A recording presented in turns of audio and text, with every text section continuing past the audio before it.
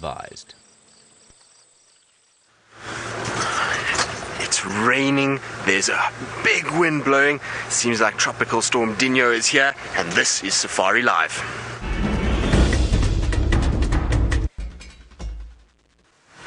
Good morning everybody, and welcome to our sunrise safari this morning.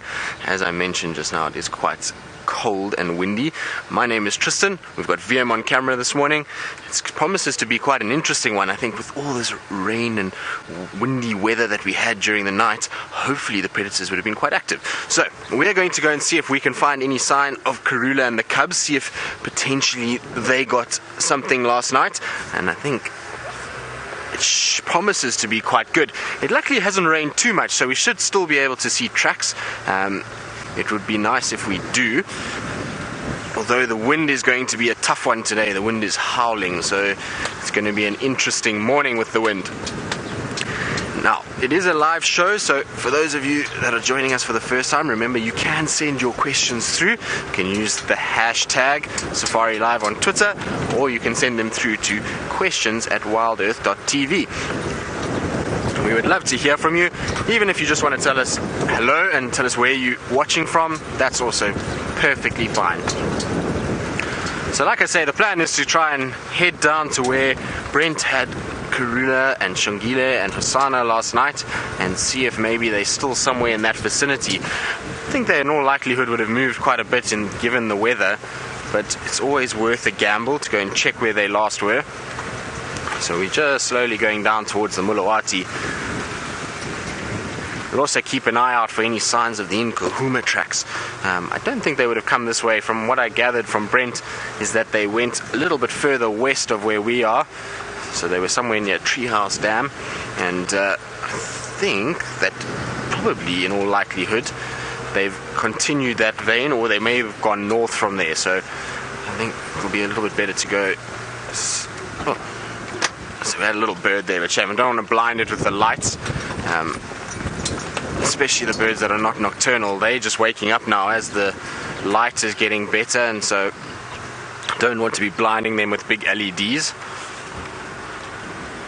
Now it should be quite interesting, because if this tropical storm does arrive and it comes in full force, birding should actually be very, very good, even during the rain. So what happens is this storm develops over the ocean and you get this vortex of wind that forms, and they're saying that the wind is blowing at about 160 kilometers an hour, so that's 100-mile-an-hour winds, and so the poor birds on the ocean get sucked up into this and they get blown with the storm, and so you get all these very odd seabirds that end up being deposited way inland with the storm, and so you can sometimes get some really interesting stuff coming through the so be quite nice. I'm hoping that we'll get something like that. So it seems the rain is just starting to get a little bit. Hopefully it won't pelt down during the drive and we can get through our drive no problem. It can rain later, but it can just stay off for a bit now. Alright, so we're going to carry on looking for Karula and the cubs, and while we do that we're going to go across to Jamie, who I believe is using a spotlight in the darkness.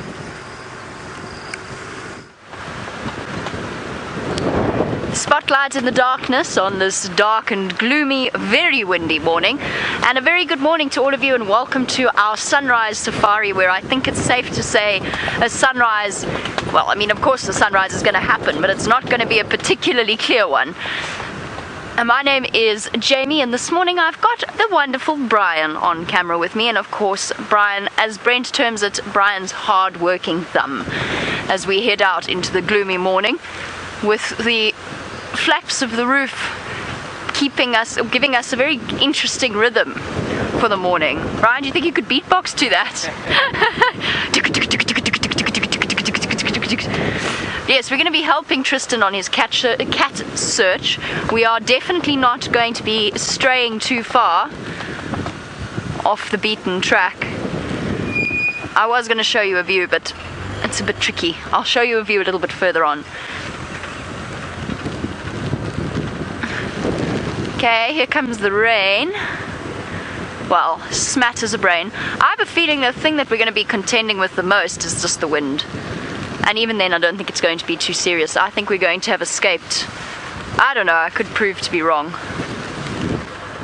I'm still a little bit skeptical of the deluge. Luckily it seems as though that storm is dispersing, unfortunately not in time for the coastal regions of Mozambique, who I imagine have had a very rough night. So we're thinking of all of them in our neighboring country, because I don't think it was very pleasant for them last night. And of course Mozambique is not exactly a country that is known for its wealth or indeed infrastructure. Oops, better cover that up. So I wish them all well. I think we're going to be fine, Brian. We might fly away with the roof on us, in which case it'll be like Mary Poppins. We can do a safari from the air, like a hot air balloon, just the vehicle and us panicking. Now don't forget, on your live safari, send through questions, #SafariLive on Twitter, or email through to questions@WildEarth.tv. Please do think up some fascinating things that you'd love to know, so that we don't feel so lonesome out here in the cold, windy weather.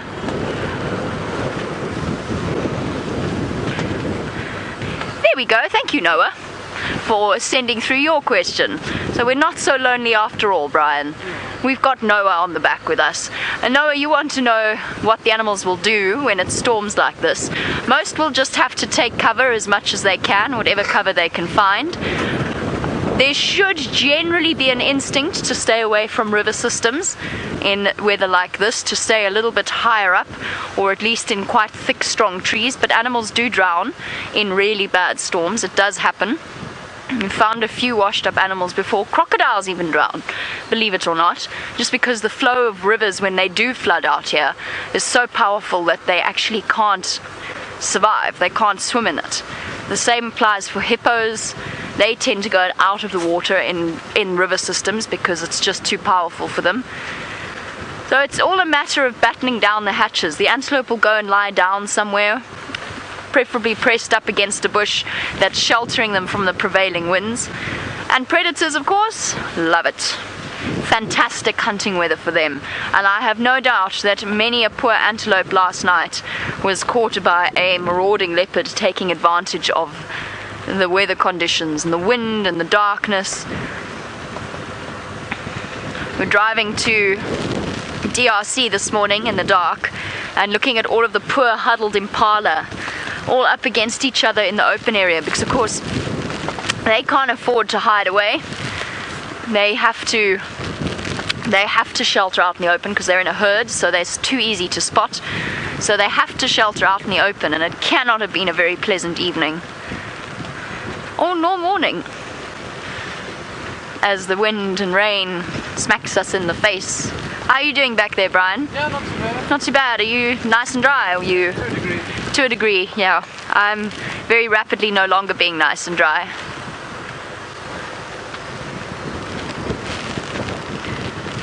Oh, very good question from Liz. Do storms like this bring in interesting species of spiders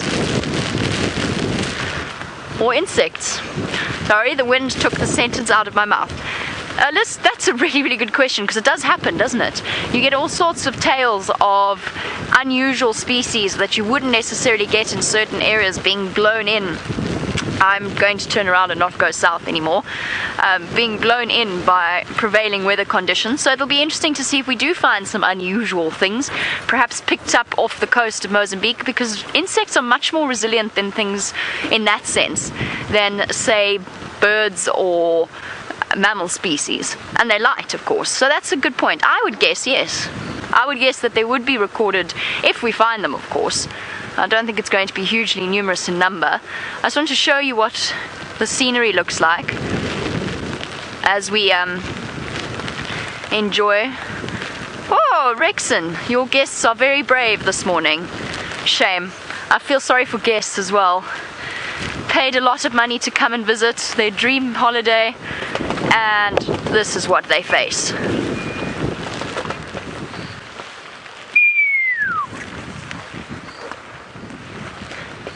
It's a bit rainy. Oh dear. Oh dear, Brian.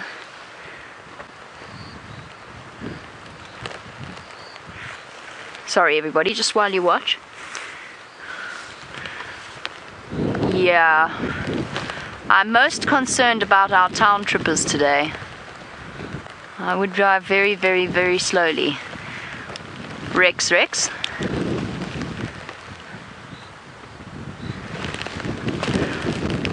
Morning, yes Rex, it's a lovely morning. Do you know where Brent left those nkumas last night?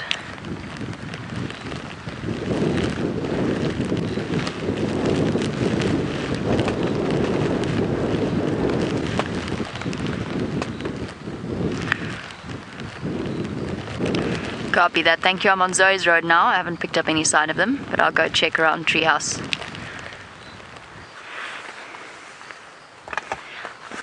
Okay, now I'm just chatting to Rex to plan where we're going to go. Sorry, just have to finish this last bit of conversation off. Copy that, thanks Rex. Where we're going to go and what we're going to see, and of course where the lions were left last night, because I was on foot, so I'm not sure. Alright, I'm going to battle on along with Brian, and together we shall try not to be blown away or washed away.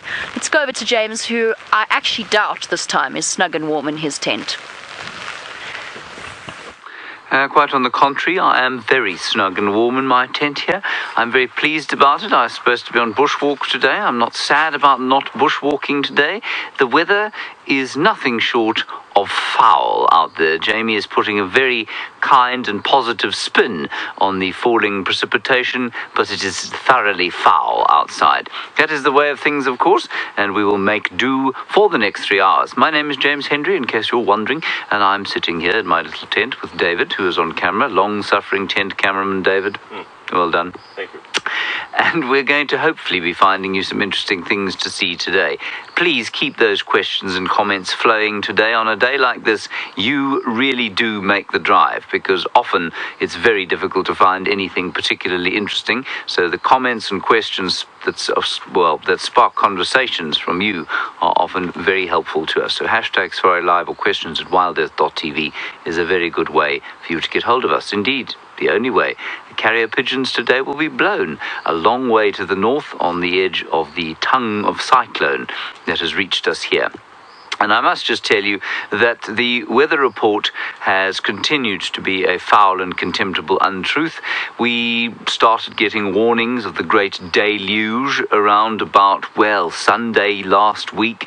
There was a huge amount of talk of enormous storms rolling in, that we were going to have 200 millimeters of water thrashing down here. That's about 10 inches or so, or 8 inches, within the space of 3 or 4 hours as the cyclone crashed into us, driving the tent into the air, possibly taking the roof off the final control. I'm not joking here.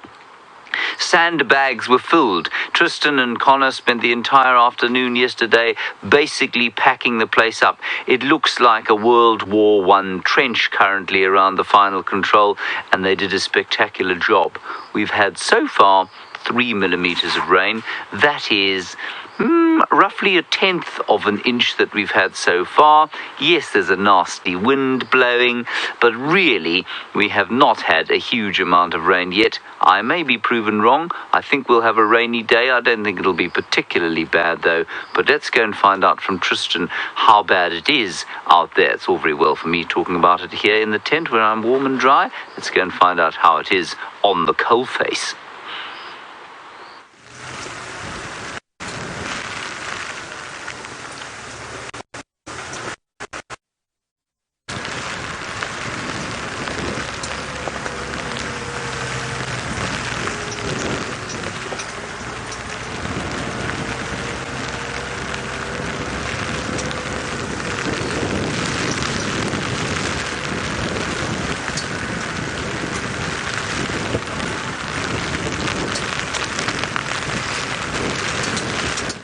I don't think Tristan has got any communications at the moment. Perhaps his earpiece has, been watered down a bit. Yes, it's now starting to look a little bit more rough out there. Anyway, so we are going to have wind, we are going to have rain, but I don't think we're going to be flooded out of here. I don't think we'll have to truncate the drive. We might if it gets too bad out there, but we'll just see as it goes along. So, that's the story. My first port of call is to show you, of course, our little wasp's nest. Now, a wasp, of course, is a wasp. It's just nicer to say, isn't it, David? Wasps. And this wasp's nest, I'm just going to quickly find you the species before I show you what's happening here, because there's something quite interesting going on there. It is a species with only a Latin name, which means I've forgotten it entirely on account of the fact that my brain is not very useful. Well, it is, but, in some ways it isn't.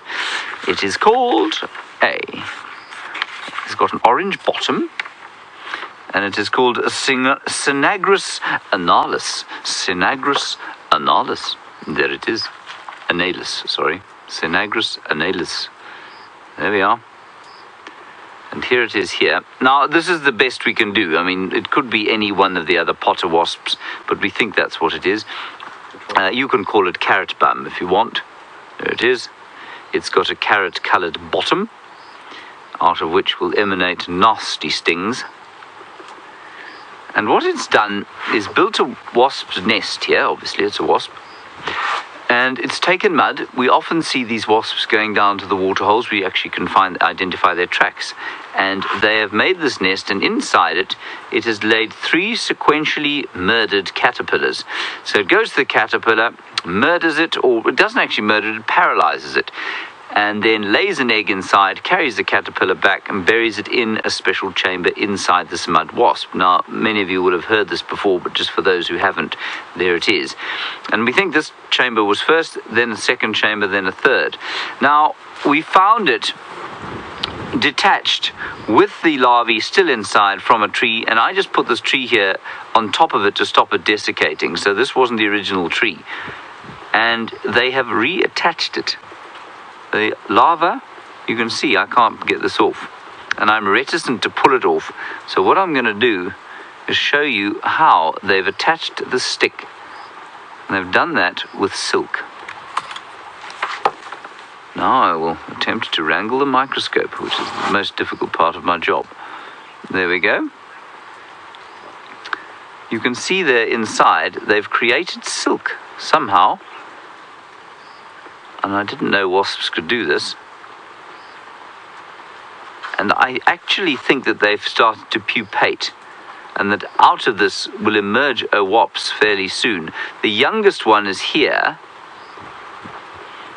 There, and you can see there are a few other little insects knocking about here. Yeah, you see that one? No idea what that is. But in that cavity there is a caterpillar currently being devoured from the inside out by a wasp larva. There we go. I'm sorry that I thought we'll probably pry this open during my next segment or so, or when you're on one of the vehicles. I'll pry it open and see if we can't have a look at what's in there. I think it's getting very unpleasant out there for the drives.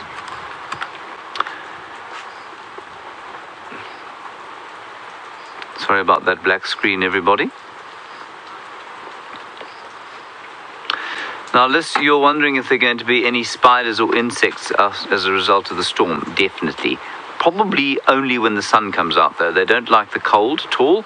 Obviously, they are poikilothermic. It's a very fancy way of saying they're cold-blooded, which means like reptiles, amphibians, and fishes, well, most fishes, they are dependent on the outside temperature for their body temperature, and a little insect really does need ambient heat in order to fly and move around and do what they do. So they'll wait for the water they'll wait for the cold and the wind to go away, and then when the heat comes back again, which it most assuredly will, combined with the water, it'll create a flush of new insects and things, which will be very exciting. And I'm really excited to see how this brown grass outside, which over the last 3 weeks, during which time we haven't had any rain, has really turned quite sort of wintry, and I think it's going to go nice and green, like the stuff we had on Cheetah Plains yesterday. I think there are a few we're going to go across to Jamie, find out how things are going her side. I'll try and pry this off with my scalpel. So while James plays the role of the mad scientist in the tent once again, I'm afraid to say that this is starting to get a little bit rough out here. We are soaked already, and I think risking the equipment seems like a very, very bad idea. It's even soaked Brian, which is unusual under our roofs. Although it seems to be a little bit better now that we've put these two flaps down, except that they want to flap all over the place. Though we're probably not going to risk our equipment. We're going to see what return to the DRC, go and join James in the tent for now, and then see how the weather changes. Doesn't look like it's going to change. It's still pouring down, and of course with our TV show happening on Monday, we definitely don't want to soak any of our equipment and break anything, because somehow I feel as though it's not as though we didn't have any warning. Somehow I feel as though the powers that be might be terribly unimpressed with us, don't you think, Brian? Yeah.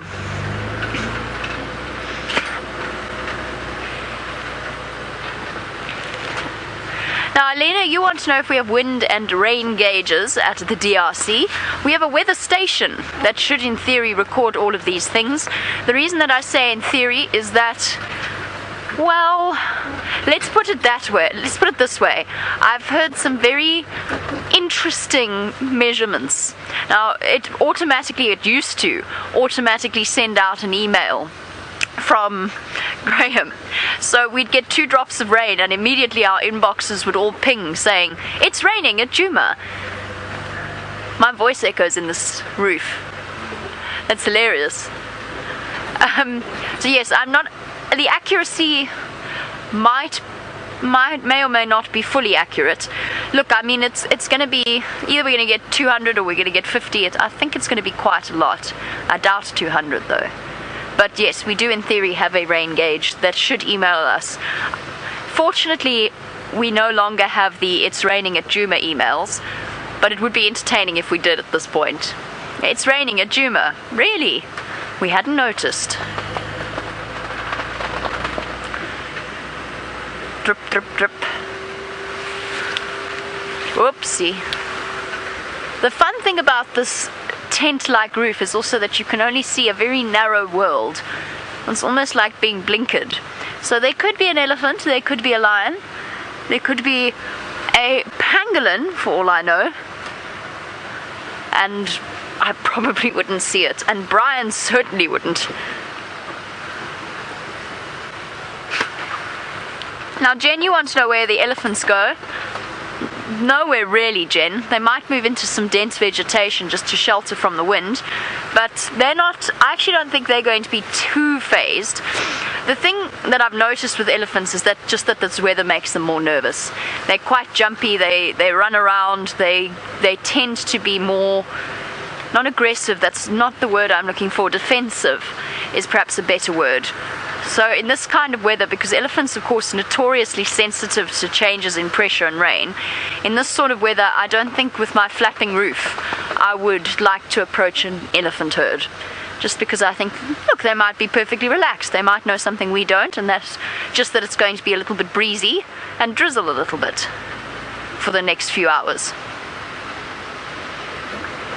The one thing about the storm is it's dissipated a great deal, but it's moved a lot faster than I think anyone expected it to. It covered a lot more ground a lot quicker.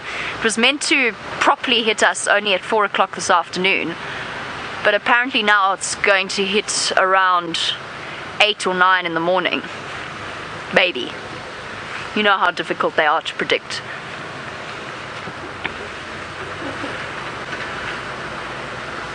Okay. If we had a sighting, we could probably sit there with our backs to the wind. And you want to know which wildlife will have the toughest time with this chilly weather. There's a few mammal species that are more sensitive to cold than others. One in particular is the warthogs. Not adult warthogs, but baby warthogs have a tendency to find themselves very ill due to sudden changes of temperature and dampness. So baby warthogs is one. Things like birds can often get go into an almost state of shock just due to the sudden change in temperature. And then it's just the risk of flooding. Birds' nests are going to be at risk, obviously, with this kind of wind gusting about.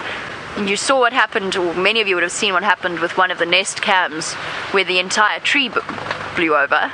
So hopefully that doesn't happen, but it's possible, particularly if you've got very wet soils and very high winds. Knob thorns and so on might blow over. Knob thorns have very shallow root systems. Go away.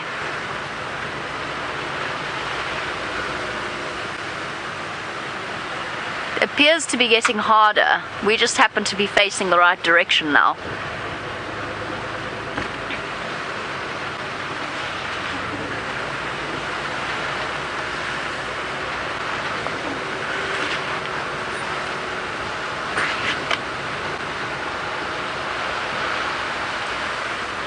Now, of course, with winds like this and storm systems like this, there's a good chance that bird species could also get caught up in them. And Barbara, you want to know, how do birds that have been blown off their course find their way back? They don't always, which is sometimes how you end up seeing rare sightings of birds. But remember that birds have this incredible inbuilt navigational system. They're very, very attuned to the Earth's magnetic field, and they do... Go away. They do... There's just nowhere to cable tie that particular flap of the roof. They do have a very... What did I say? Yes. They do have a very advanced navigational system. But I imagine that it's possible that some of them could be thrown off course for a while. I wonder where Tristan is, and if he is beating a rapid retreat home as well.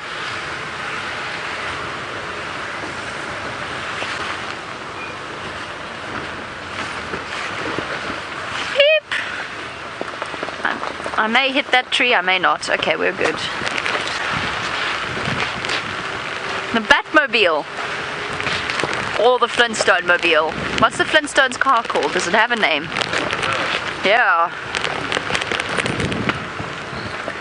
I feel like Flintstones Mobile is probably a little bit lame.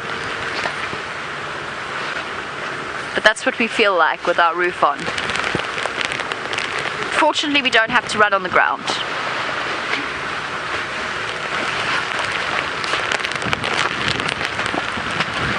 Hello, rain.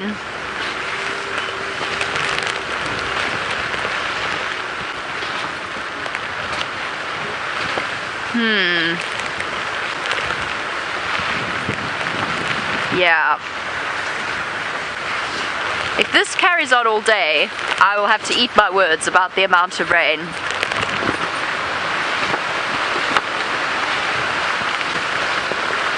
Alright, we're going to make our way home. We're very, very close now. I'll go and join James in a second. Let's go and see how he's doing with his wasp nest. Well, my goodness, the deluge seems to have begun. I don't know about 200 millimeters of rain or 8 inches, but certainly it is foul. And I can see Jamie making her very brave way back. I don't blame her in the slightest. I hope Tristan is not far out.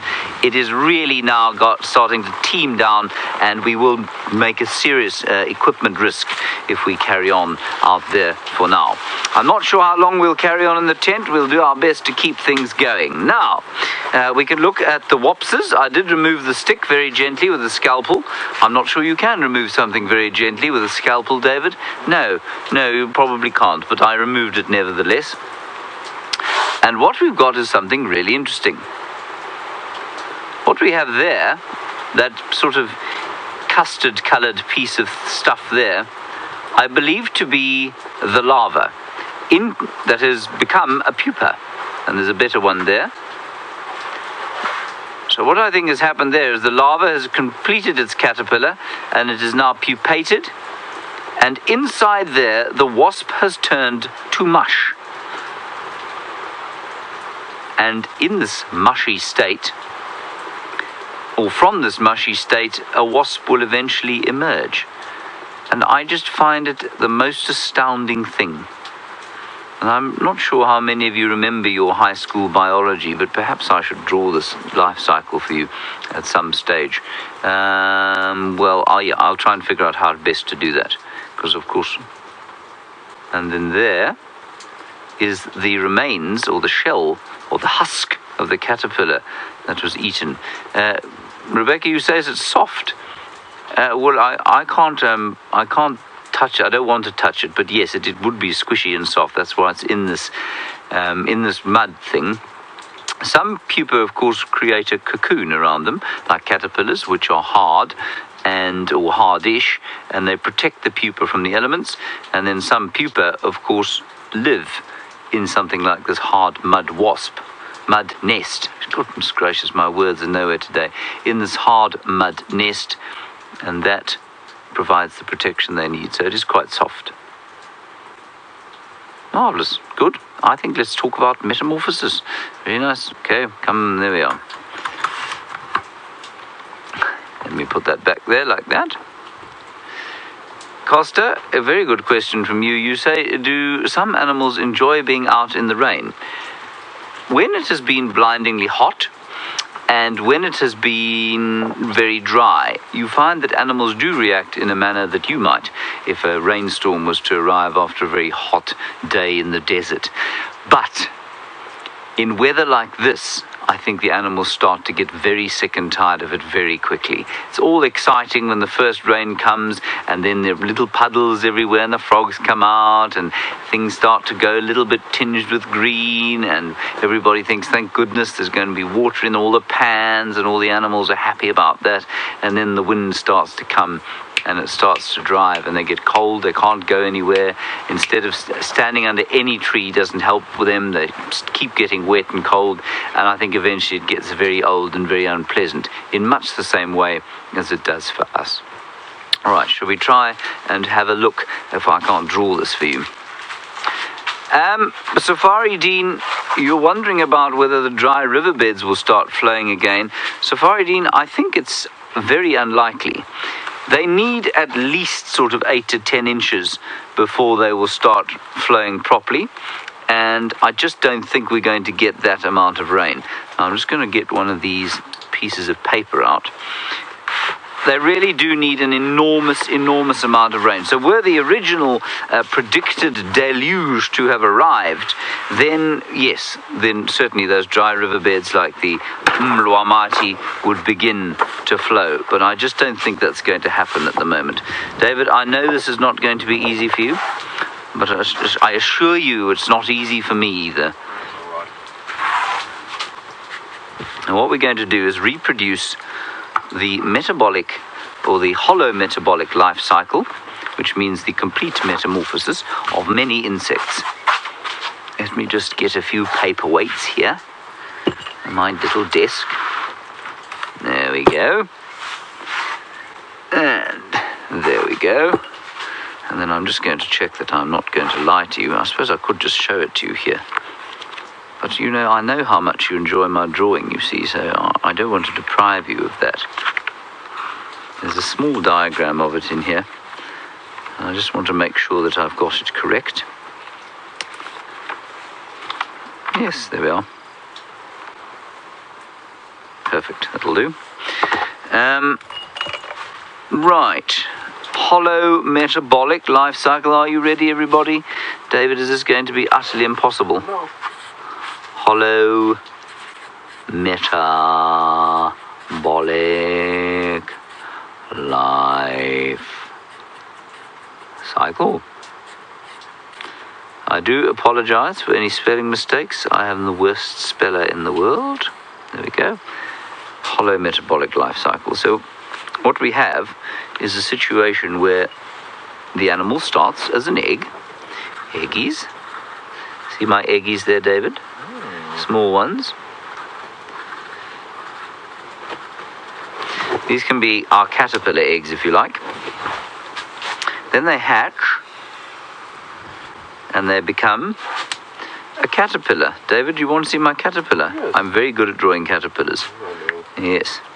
I'm particularly excited about drawing a green caterpillar because, of course, our caterpillars are green, aren't they, David? Yes, they are. Yes, they are. We'll give it 2 little feelers, and a head, and a mouth. There we go. And a couple of segments. That's very good. What a magnificent caterpillar this is. There we go. And we'll give it some eyes. It's quite a happy caterpillar, you see that, David? And then we'll give it some defensive spikes. Yeah. And then it needs 6 legs, of course. And the little suckers that they have on the back here. Right, there we go. There is the caterpillar. And the caterpillar in a hollow metabolic life cycle, or it could easily be a wasp. So let's draw a wasp larvae as well, which looks like a blob. Looks like that. It's got a sort of mouth, rudimentary mouth at one end. It's got a bottom at the other end, and that's basically it looks like a cutworm. You all know what a cutworm is pretty much, and that's what it looks like. It doesn't look as good as a caterpillar, so caterpillars are really much nicer way of representing it. And then what happens is the thing eats and eats and eats and eats, and it goes from being very tiny, for example, and I'll draw a 2-scale version here of our acreas. It goes from something about that big to eventually something about that big. That's what our acreas have done. There we go.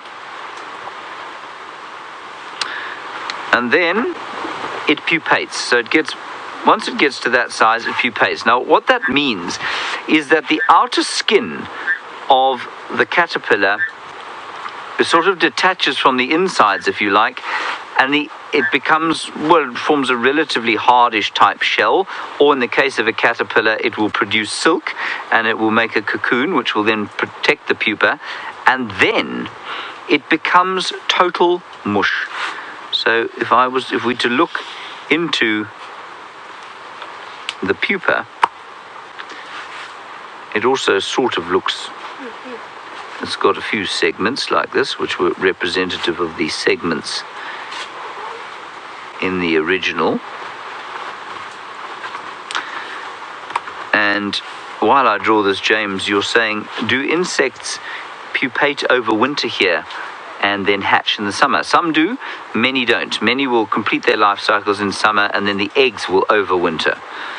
But of course, the cicada beetles are the best example of those that don't. Inside the pupa here is mush.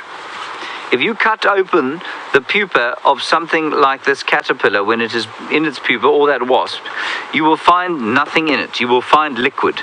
It becomes total liquid. There is no form there. There are no wings. There are no legs. There are no antenna or eyes or organs or anything else in there. It's just liquid mush, carrying in it, of course, the code of genetics that will eventually make it a butterfly.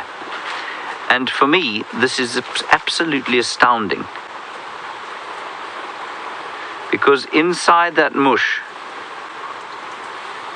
there's the information required for that sort. That's a really horrible butterfly. There we go.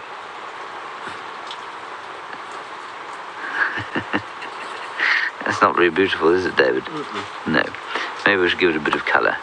Yes. Maybe some blue. There we go. It's delightful, isn't it? Maybe a little squiggle there. There we go. Beautiful butterfly species there. Marvellous. And that will then lay the eggs. Now, when I say that it becomes a mush, from this mush, somewhere contained in the cells of the genetic, somewhere contained in the genetic material, which is in the individual cells here, all of the information to create this butterfly resides. No one is entirely sure how the process is driven, as far as I understand it, and you must understand, like I say, that if you cut this pupa open, you will find nothing. You will find only mush. and then eventually, slowly, the different parts of the butterfly will start to form, and it emerges, hopefully not looking like a broken guitar. And then it will, it will make more eggs. And that, everybody, is the hollow metabolic life cycle. There we are. Lisa, you're wondering about remarking territories after the rain, and if the animals will remark their territories. They most certainly will. Well, many of them will. Certainly the cats like to go on patrols after they've had the rain, because the the scent of their dung or urine is rubbed off of the leaves by the rain. Apparently we're going to now have a look at a clip that I just need to prepare myself for. Right. Okay, it's a catch-up clip from what we were doing during the TV shows, and here it goes. And this was when it was a chilly morning and Hosanna was luxuriating in a rhino midden, and there was Shongile coming up to him and saying hello. And I said during the TV show, this just kind of shows how difficult it is for us, because it's so horrible watching those little things limping, especially then when the hyenas arrive and give trouble, which this one was doing. And Hosanna had to climb a deeply uncomfortable tree. That is a knobthorn tree. I have tried to climb a knobthorn tree before. It is unpleasant to the point of being completely unusable as a perch for a human being. I don't know if that's his fur that's furring out there, but the big danger came in the night when Tingana came past, and what he was doing here is now marking his territory, not because of rain, but because he could smell other leopards. Now I'm fascinated to know whether he thought that was perhaps, if he knew that it was related to him or not. And then on the subject of smell, of course, Hosanna was fine the next day, no limp anymore. And you will find that he didn't eat that terrapin because, well, they stink. And I think he would have found it very distasteful indeed. The only animal I've actually seen eating a terrapin is Boris the crocodile, who was in there for some time. And that could be because Boris is of limited intelligence. He certainly seems to spend most of his time highly exposed to the air, and therefore very obvious to anything that he wants to catch. Chris, you're wondering if the leopards will be up in the trees today in weather like this. No, I think they'll be hiding in as thick a bush as they can find. Anything that is not too afraid will find the thickest possible bush and hide underneath it in order to try and stave off the rain. But after this lot, I think they're going to all be pretty wet as a result. Right. But shall we welcome Tristan? No. We're going to not welcome Tristan in just yet, because of course we need to attach a microphone to him person. So perhaps we will have another look at a clip, will we? No, we won't. Not just yet. Okay. Let us have a look at something else over here. It's just, of course, very difficult to go outside and find anything of much interest. Oh, you know what? We have another wasp's nest here. And this one is quite old, and I wonder if we can't cut this one open. That might be quite fun. This is very old, so I'm not worried about breaking this one open. I think we could easily have something fascinating in here. All right, let's have a look on the paper here. Now, this is a similar species. I don't know if it's exactly the same one to the one we were looking at. Let's just try and open this up. Where is my scalpel? I'm going to use the blunt end of the scalpel.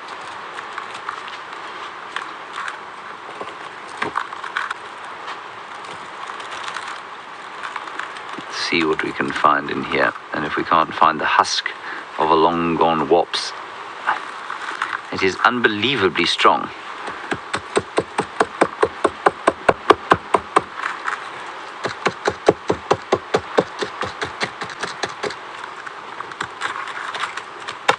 And all outside you can hear the driving wind and rain.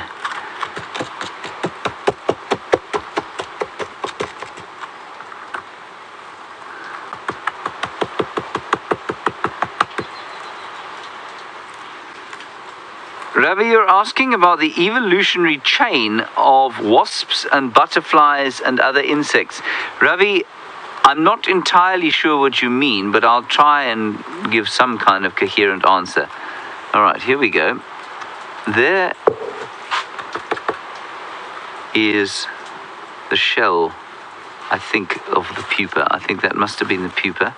Yes, it was. There's the pupa that the wasps came out of.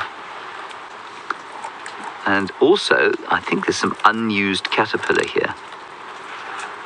Let's see if we can't dig that out. Yes. See, that is a caterpillar there that obviously didn't have its egg hatch. Or is it a caterpillar? Let's cut that open. It might also be a piece of the pupa. I actually can't tell what that is. It could, you know what it could also be? I think it's dung. I think it's the pupa's dung. Not the pupa, the larva's dung. That's very interesting. So all of these wasps seems to have made it through and survived. Now, Ravi, when you say, can I talk about the evolutionary progression of insects? Well, of course, insects predate any vertebrates. So any animal with a backbone, they predate them by some hundreds of millions of years. And the timing on all of these things, I really couldn't tell you. I do know that the dragonflies, for example, are about, what was it? I remember learning this in my very first week of training. They're probably about 250 million, no, it must be more than that. Probably about 400 million years old. That's quite a long time, 400 million years old. And you consider our own species has only been around for about 250,000 years. 200,000 years is an absolute maximum. So, I mean, all I can say to you, Ravi, is that there was the primordial soup originally, which of course contained, this is how they think it happened, contained all the nutrients required to eventually create a self-replicating cell, and I can talk a bit more about that if you'd like a bit later. And eventually, some kind of single-celled bacteria would have evolved, and that would have eventually evolved into a multi-celled organism, and that would eventually have developed different pieces that did different things. So a rudimentary propulsionary flagella, if you like. A flagella is like it's like a little stick that comes out of something and allows it to swim a little bit. That would be a flagella. And eventually that flagella would have turned into something that had perhaps an element where it could hold on to things, so the flagella would become a limb, and eventually that would have become probably the more primitive things like a woodlouse would have predated the insects. So a woodlouse, which is a very, very ancient form of invertebrate life, something like that would have formed in that primordial soup or sea, and eventually that would have come out of the sea and onto the land, and that would have evolved into insects. Now, I mean, this is a very long discussion, probably much better with diagrams and that sort of thing. I do have a document that explains this to some extent, and I'll see if I can dredge it up while we're waiting here. Onkar, you want to know what this wasp nest is made of? It's just made of mud and saliva. That's how it's been stuck together, which I think is quite impressive. The wind and rain are now driving at a pace. I know. Rebecca, can we have a look at the dam cam, maybe? There is the dam cam view.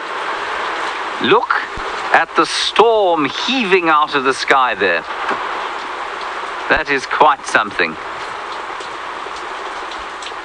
Now we're just actually closing up the sides of the tent because it's starting to get really rough.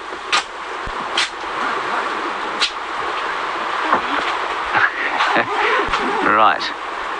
Gee whiz, look at that. Imagine you were on safari there. James Robertson, you're wondering if an elephant will delay a pregnancy if it's raining this hard. I don't think they can. I think when it's coming, it's coming. In the same way that human beings are unable to delay any kind of birth, I don't think they will delay a pregnancy.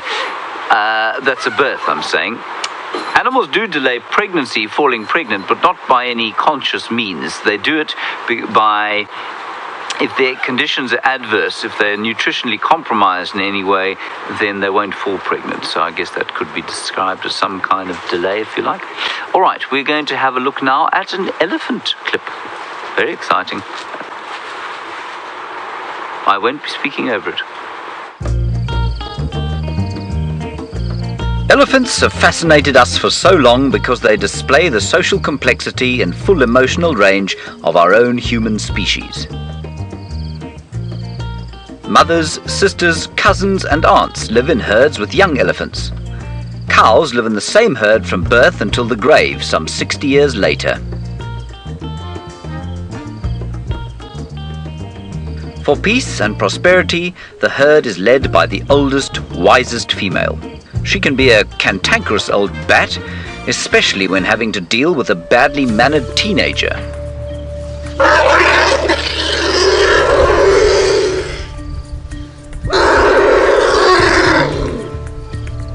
Now you understand when we say that what upsets elephants most is other elephants. With their flappy ears, floppy trunks and folded skin, baby elephants have the cuteness edge on their human counterparts. Like toddlers, they are playful, curious and love cavorting about in the mud. Human voices and vehicles provide huge amusement for playful little elephants. And she's watching him so carefully. And every time he comes, He's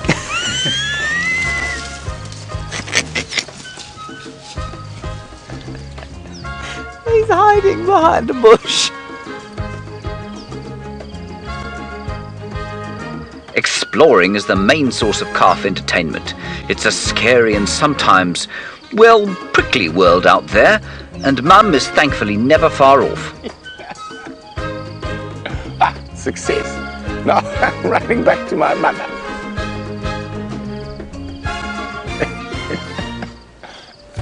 We will often find boisterous bulls at the back of the herd. The matriarch will toss them from home when their antics become irritating. Like playground bullies they wrestle, but from this jostling, a dominant bull will eventually emerge.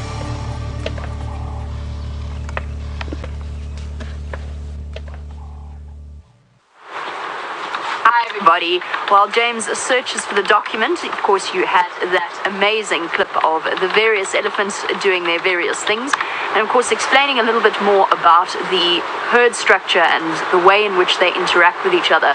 One particular sighting will always stand out for me, and that's the one where that female pushed over the younger elephant. I can't do anything about it, Dave. No, I can't. There we go. That better? There we go. That one particular sighting where the elephant cow pushed over the youngster and held it down with an astounding display of aggression, considering I had absolutely no idea what that elephant did wrong. Now, as you may have noticed, the rain is really pelting down now. The floor of the tent is starting to look a little bit damp. So we might not be able to continue for too much longer. We'll give it another few minutes and see how we go. I had to close the tent and now I'm soaked. I put on a dry jacket to come into the tent, and then closing the tent, it all dripped down my back and my spine. And Tristan's actually. Tristan is wearing, and I feel as though I should draw attention to this, Tristan is wearing the most fashionable outfit I have ever seen. It may not be fashionable. It works. I hear you. Exactly, there we go. That's what Tristan is far better prepared than myself. My rain jacket supposedly is a proper rain jacket, was soaked through within seconds and is now a sort of damp lump on the floor that Tristan has just rescued. There you go. We're going to wait patiently for this to cease. Just looking out at the rain. Barbara, you want to know if the Ellies have to continue to eat during the storm. They probably will, although they might, if it gets really, really unpleasant, if the wind starts to get really hard, they might shelter, hunker down, put the babies in the middle and all gather together in a circle. Otherwise, I don't think they're going to cease their almost constant feeding unless it gets really very unpleasant.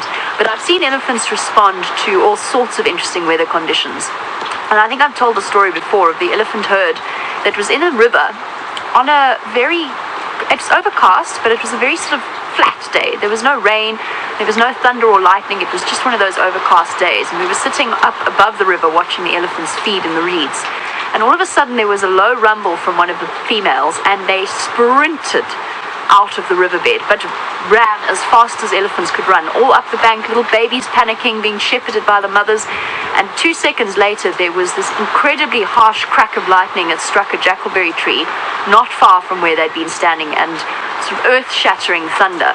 So obviously they picked up on the build-up of electricity somehow. It was very clearly, if I hadn't seen it with my own eyes, I might not have believed it, but they knew exactly what was going to happen, and they knew that they needed to move out of the exposed position that they're in. The elephants, I think, quite good at predicting the way in which weather's going to go. And look, when we have storms like this, sometimes animals do drown. I eat my words about what I said about us not getting too much rain. Me too. Yes. I also take that back. James says he takes that back as well. It's definitely, I eat my own words. We're going to have quite a bit of rain. If this continues for the next 48 hours, well, it's going to be interesting. Good luck to the town trip. Good luck, Dave. Thank you. Yeah. Yeah, it should be fun. It should be very interesting as they attempt. I can't stop thinking of that flushed away. We're doomed. Little mouse. I'm afraid I failed to find this document because I didn't email it to anybody, which means that it's on my hard drive somewhere. Yeah. Which in document the camp. was it? I wasn't Oh, listening. well, it was a document that I had written for a little talk about, and it had a nice summary of the evolution of the universe, basically from 4.2 billion years to now in 10 seconds. I'm really upset that I can't find it because it was quite fun to have a look at. I don't know where it is, and eventually, maybe one day I'll find it, but I'm not going to rush to my room to get it because, of course, it is now teeming with rain. Rebecca, do we have another clip that we can show? Excellent. How lovely. Right, how wonderful. Let's have a look at the elephants swimming. There are elephants swimming, Jamie. Do you see that? I see the swimming elephant. Yes, look. We look at it. Look at it. It is It's having swimming. so much fun. It's hot there. It's not hot here, is it, Jamie? No, it's not hot here. Not at all. No, not really. Brent Leo Smith was watching this elephant swimming. You know Brent Leo Smith, don't you, Jamie? I'm familiar, yes. Vaguely. Yes, you know him quite well. He doesn't look really much like that elephant at all. No, he doesn't. No, but he was watching this elephant, and this elephant seemed to take some kind of offense to him at the end of the clip, but Brent, of course, frightened it away with his loud voice. There we go. Interestingly enough, the exact same thing happened to me. Did it? With swimming elephants. 3 balls playing together. Yes. And then they climbed out of the water Took and exception. decided... Well, I think they just hyped themselves up. I think they get all sort of full of testosterone, and they were fighting each other. And they mistook you for a And damsel, did they? And I hope not. And I bet you gave them a big fright.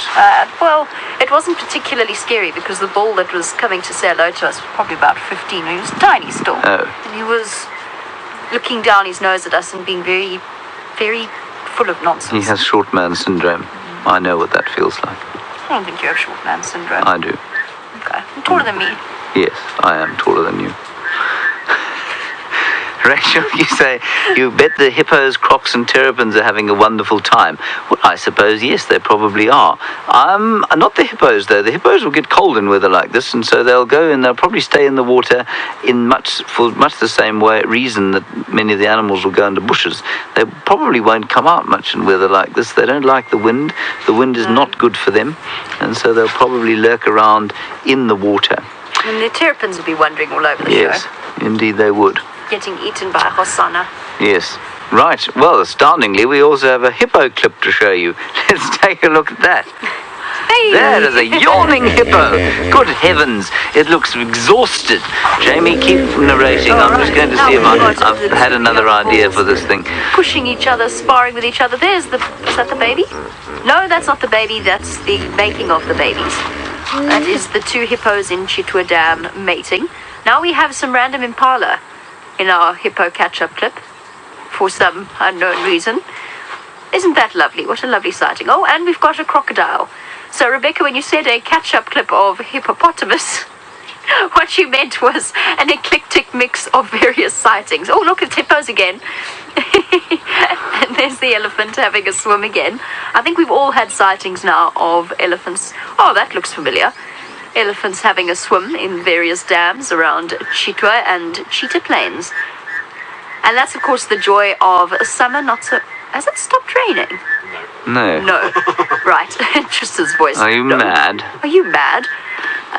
We've all had really, really lovely sightings of the various elephants swimming in the various waterholes in Chitwa's, Cheetah Plains. It's been an absolute blast watching them swim. The only thing that I've found is that I watch them with a degree of jealousy on the slightly warmer afternoons, trying to find a patch of shade from which to observe their antics and thinking how nice it would be to go for a swim, minus the crocodiles and the hippopotamus. Now, many of you are asking whether or not we have a hippopotamus skull in the tent. Not to the best of my knowledge, unless... Well, it does entirely depend on what you consider a hippo skull. There is a skull behind you that looks sort of like a hippo skull, but isn't one. I'm with you. I'm on completely. Do you remember that? Page. Yes, I remember that. Okay. Shall I show you James's hippo skull? Hold on, that's a bone. Obviously, that is not the hippo skull. There we go. There is James's very tiny hippo skull. Roughly, you can see the nostrils positioned on top and the eyes positioned on top and the ears there we positioned are. on top. That's the one. There you find it. This is, of course, a warthog skull, and I don't know if James wants to explain any further. No, I want you to explain because I can't bring myself. I was not present for this particular era, but I believe it was when we were deeply under pressure from the various attacks of the gremlins on vehicles and so on. And there was a... There we go. There was a breakfast fireside...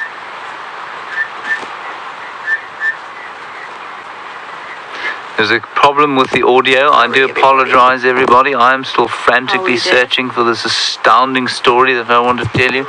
Naturally, I cannot find. There we go. Am I leaning on it? Well, I'm so soggy. My skin's gone numb, so I may well be. Bone. Yes, so there was a breakfast fireside chat, and James, I think, was overwrought with the pressure of trying to come up with anything to actually say, which, I mean, James is very good at finding things to say, but I think that particular morning was tough on the entire crew. I think it was over Christmas as well. It was summertime, Christmas time. It was summer, Christmas time, not this last year, but the year before. And James started explaining about a hippo skull. He just made a mistake. It happens to all of us. I don't know how you thought this was a hippo skull. It was a very small hippo. I suppose it could have been a baby hippo. Anyway, there was a minor error in the identification of the skull, at which point James threw it a considerable distance onto quarantine clearings, which is outside there, probably at this point 3 meters underwater. And there we go. There is the non-hippo skull. No, we don't have a hippo skull. They are massive, believe it or not, and they don't look that different from a warthog. And of course, with consisting of those ivory tusks as well, if you happen to find an intact one. I don't think I've ever seen an intact hippo skull. I'm trying to think. No, I'm afraid this thing is gone. Zaz, you want to know why do hippos have such large mouths? And what did Little Red Riding? What did the big bad wolf say to Little Red Riding Hood? All the better to eat you with, my dear. That's not why they have big mouths. You carry on. Yes, they don't have big wide mouths to eat you with, but they do have big wide mouths, presumably for defense, because it's not as though they need big wide mouths to consume the grass that they're eating. No. So I would say that is purely a defense and competition mechanism. If the males are fighting with males, having the bigger, wider mouth means that you can do more damage to your opponent. So that would be my guess to the answer of why do hippos have such large mouths. Of course, yesterday was National Hippo Day. International Hippo Day. It was International Hippo Day yesterday, and yesterday you got to see a roll-in or a clip about hippos that were very happy, and now you're going to see it again. There it is. There are a lot of hippopotami. There are a lot of Where was that taken? cheetahs. There we go. There's more yawning hippo. That could be the same shot that we had before. There is a small hippo rolling in amongst the catfish. This is an amazing shot. That was back when Arathusa. Oh, that's what it was. Obviously, these are taxi hippos, terrapins, herons, oxpeckers. There's elephant and hippo. And of course, that was the, what did we call him? We called him Peter of the Pan, didn't we? And those were little baby, small, tiny hippopotamus. I recognise that shot too. Yes, that's from the, oh, and that one. We may have seen that shot today. And there we have some Much yawning. much yawning. That's how we're going to make everybody feel with our inane nattering in here.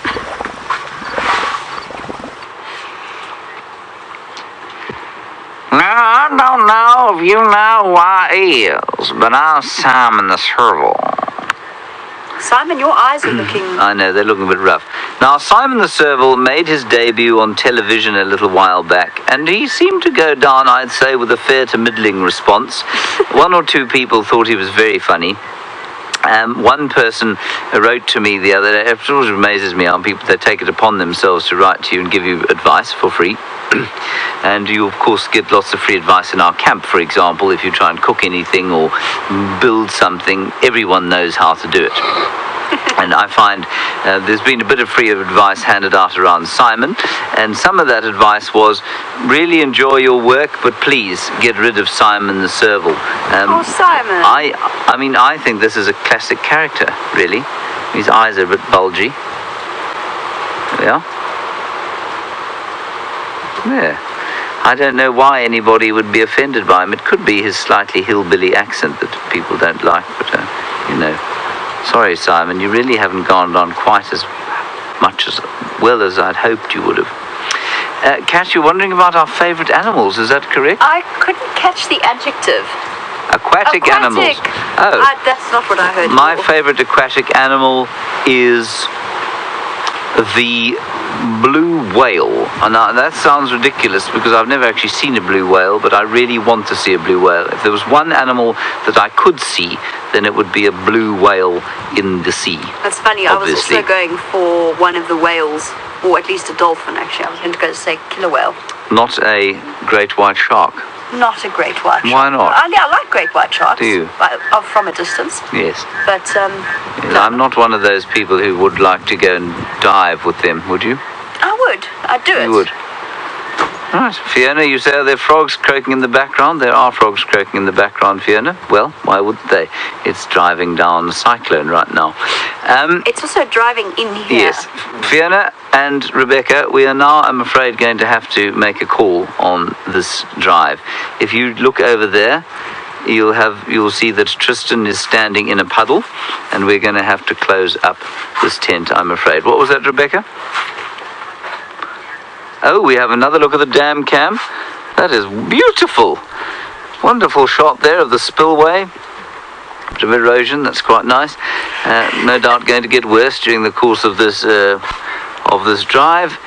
And I'm afraid, everybody, we're going to have to close this up. It would be very nice to carry on, but I'm afraid in this weather it's not going to be possible. The tent is now starting to flood. Thank you for joining us for this remarkably astounding game drive that we've been on. Action-packed, full of interesting things, lots of rain. We are going to do our best to be with you this afternoon, no guarantees, but hopefully, well, definitely by Saturday this weather would have cleared, so we'll be completely back to normal by then. We'll keep you posted as to what's going on. So from Jamie and James and David and Tristan in his rain suit, we will see you hopefully this afternoon at 1600 hours. Bye-bye.